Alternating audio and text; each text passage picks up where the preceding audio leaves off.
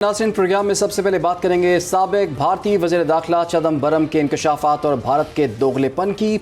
हम बात करेंगे उस सच की जिसे मोदी हुकूमत छुपाने की हर मुमकिन कोशिश करती रही लेकिन सच ज़्यादा देर छुपा नहीं रहता। भारतीय काबिज़ हुकूमत की एक बार फिर कश्मीरियों पर जुल्म का जवाब पैदा करने के लिए पहलगाम हमले को पाकिस्तान से जोड़ने की कोशिश नाकाम हो गई है, लेकिन इस बार भारत के अंदर से भारत के खिलाफ आवाज़ें बुलंद हो रही हैं, और वो भी किसी आम शख्स की नहीं बल्कि भारत के साबिक वज़ीर दाखिला चिदंबरम ने पाकिस्तान के भारत में मुदाखलत न करने का सबूत दे दिया है। भारत के साबिक वज़ीर दाखिला चिदंबरम का कहना है कि पहलगाम में हमलावरों का ताल्लुक पाकिस्तान से नहीं बल्कि उन्होंने भारत के अंदर से ट्रेनिंग हासिल की। अगर हमलावरों का ताल्लुक भारत से था तो पाकिस्तान पर बगैर उंगली क्यों उठाई गई? साबिक भारतीय वज़ीर दाखिला के अल्फाज इस बात का सबूत हैं कि भारत हर वाक़े को पाकिस्तान दुश्मनी में इस्तेमाल करता है और बगैर ये सोचे कि इसका अंजाम क्या होगा। मोदी सरकार ने हमले के फौरन बाद सिंतास मुआहिदा मुअत्तल किया, पाकिस्तानी शहरियों को भारत छोड़ने का हुक्म दिया, न सिर्फ सिफारती ताल्लुकात महदूद किए बल्कि फॉल्स फ्लैग ऑपरेशन की आड़ में पाकिस्तान पर हमला किया। जी बिल्कुल, मगर भारत का फॉल्स फ्लैग ऑपरेशन बुरी तरह नाकाम हुआ।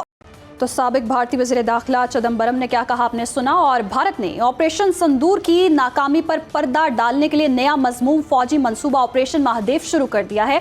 सिक्योरिटी ज़राए के मुताबिक ऑपरेशन महादेव के नाम पर गैर कानूनी जबरन हिरासत में रखे मासूम पाकिस्तानियों को फेक इनकाउंटर्स में इस्तेमाल करने का मज़मूम मंसूबा बेनकाब हो चुका है। DGISPR ने इस हवाले से मज़ीद क्या कहा, ये भी देख लेते हैं। There is another important fact that needs to be considered in the situation that the region is facing today, and that is the phenomenon of the fake encounters using the illegally held Pakistani prisoners in India. We have the reports, we have the information that hundreds of Pakistanis being held by the Indians in different jails and locations are used and fake encounters projected as terrorists and infiltrators. तो इसी पर हम बात कर लेते हैं। हमें join के लिए दिफाई तजियाकार ब्रिगेडियर टायड वकार खान साहब ने। ब्रिगेडियर साहब, आपके वक्त का बहुत शुक्रिया।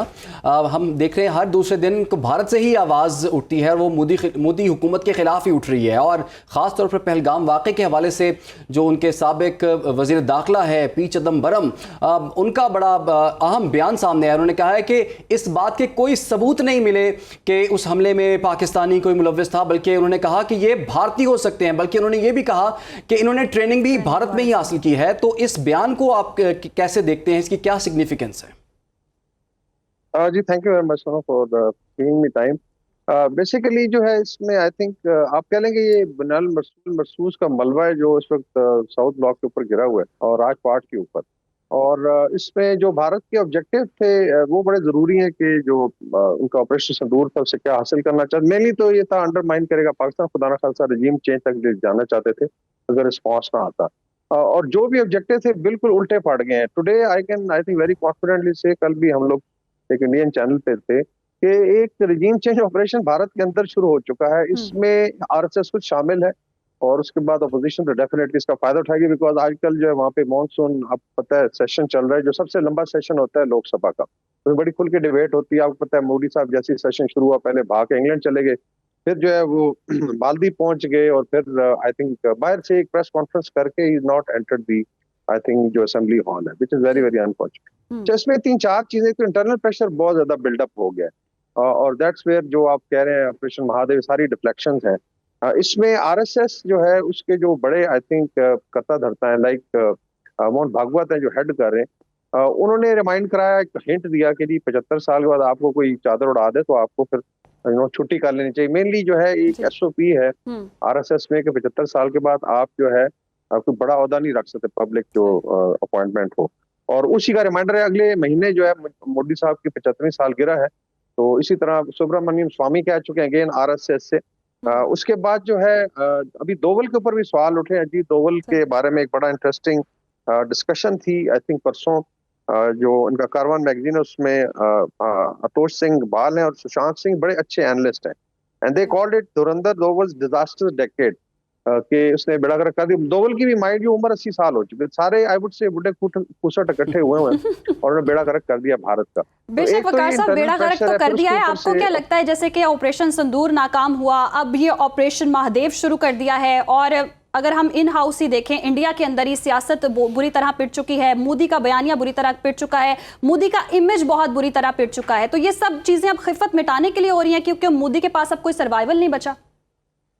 ये एग्जैक्टली वो देखें, अभी डिफ्लेक्शन के ये होता है कि कोई ना कोई they think they bring something out of it. False flag का सबको पता है। देखें, इवन जो पहले पुलवामा का था, स्पेन के लेफ्टिनेंट गवर्नर थे सत्यपाल मलिक, वो sitting lieutenant governor occupied Kashmir, और उन्होंने कहा था जी कि मैंने इसको मना भी किया था, ये मत करो, अपने लोगों को मत मारो, और अभी तो बड़ा ओपनली वो बोले। उसकी इंक्वायरी अभी तक मुकम्मल नहीं है। दिस इज 2019 की बात है, जस्ट इमेजिन, आई थिंक जनवरी या फरवरी में हुआ था।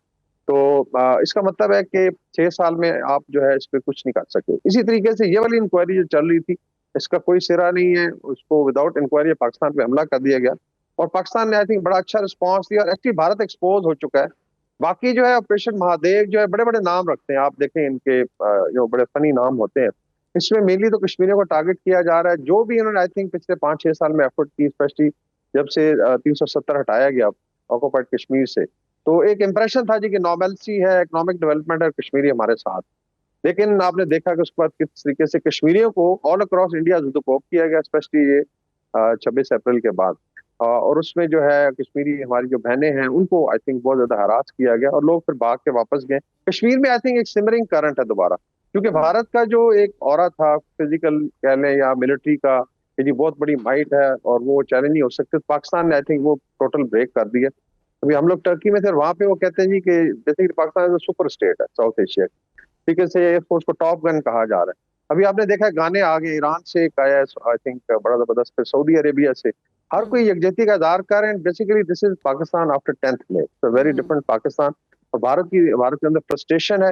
They can try. मैं हमेशा कहता हूँ जी, आपने 10 मिनट की लड़ाई करनी है, 10 घंटे की करनी है, 10 दिनों की करनी है, 10 महीने की, या 10 साल की, या 1000 जी। साल की, वी आर रेडी। अगर कोई इस तरह की हरकत हो, मेरे ख्याल इस बार बड़ी डिसाइसिव लड़ाई होगी अगर इसने कोई स्टुपिडिटी की, लेकिन आई डोंट थिंक सो कितनी जी। जरूरत है, बिकॉज भारत की मिलिट्री को पता है कि उनकी कौन बिल्कुल कौन सी बिल्कुल कमजोरी ब्रिगेडियर साहब, एक्सपोज हुई आपने है। बिल्कुल दुरुस्त कहा कि भारत के पल्ले इस वक्त कुछ नहीं है, और अब तो हम देख रहे हैं कि सिर्फ डोमेस्टिक कंजम्पशन के लिए जो है वो इस तरह के बयानात और इस तरह के ऑपरेशंस जो है वो और दिए इमरान, जा हम रहे हैं। देखते हैं कि जो सो कॉल्ड इमेज है, फिल्मी दुनिया से हमें दिखाया जाता था इंडिया का, वो इमेज भी बहुत बुरी तरह नाकाम हो चुका है, हर जगह पर पिट चुका है, और अब भारत के पास ऑप्शन नहीं है, तो अपनी खिफत मिटाने के लिए सारे हरबे कर रहा है, और इसमें भी नाकामी का सामना ही करना पड़ेगा। बाखबर रहिए हर जगह हर वक्त बर वक्त। अभी सुनो न्यूज का YouTube चैनल सब्सक्राइब करें और बेल आइकन पर क्लिक करें, और जानिए मुल्की और गैर मुल्की हालात व वाक़यात यकीन के साथ।